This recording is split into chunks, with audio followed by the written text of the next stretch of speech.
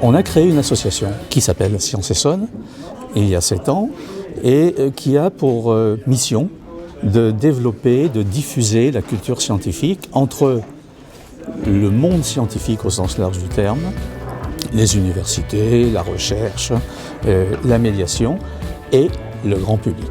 Et sur l'initiation à l'anatomie comparée, les os sont identiques entre ce qu'il y a là et ce qu'on a ici, et donc c'est la même chose avec les dinosaures. Je suis venu aujourd'hui dans le cadre d'une mission de Science Essonne et on m'a demandé en fait d'intervenir à titre d'intervenant scientifique pour faire une présentation sur le virus et sensibiliser justement les jeunes à la thématique des virus qui soignent. Je me suis retrouvée ici via l'école de l'ADN de Généton qui a été contactée par Science Essonne.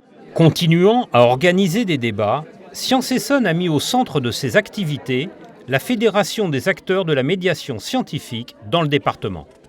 C'est important d'être membre de Science Essonne parce que c'est un réseau vraiment de la culture scientifique et technique qui est très exceptionnel au niveau de l'Île-de-France.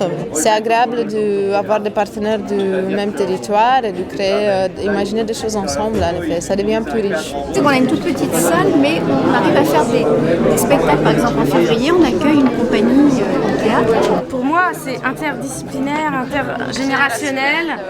L'infini, ça concerne tout le monde. Et puis, je peux même faire un truc pour les plus petits.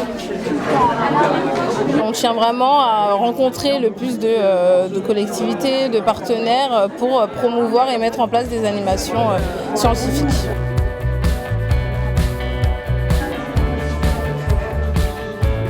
Nous offrons le réseau. C'est-à-dire que, je vais vous donner un exemple, très concrètement, Génopole, le CNRS, Généton, etc., ils ne se rencontraient pas pour réaliser des opérations entre eux. Le réseau, c'est ça, ils se connaissent maintenant. Ici, ils ont créé cette enceinte entre eux, et ça dialogue.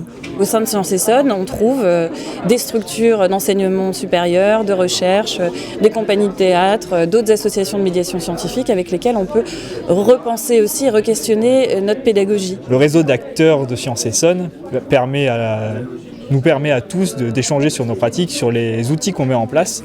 Ça nous permet aussi de diffuser au maximum l'ensemble de ces outils. Les panneaux solaires, ils n'existaient pas il y a 30 ans, et le fait qu'ils existent aujourd'hui, on va rajouter des trucs dessus. Les adhérents de Science Essonne appartiennent à la communauté scientifique et à celle des médiateurs de la science. Il y a les laboratoires scientifiques, CNRS, Génopole, etc. Il y a les associations de médiation et il y a des compagnies théâtrales.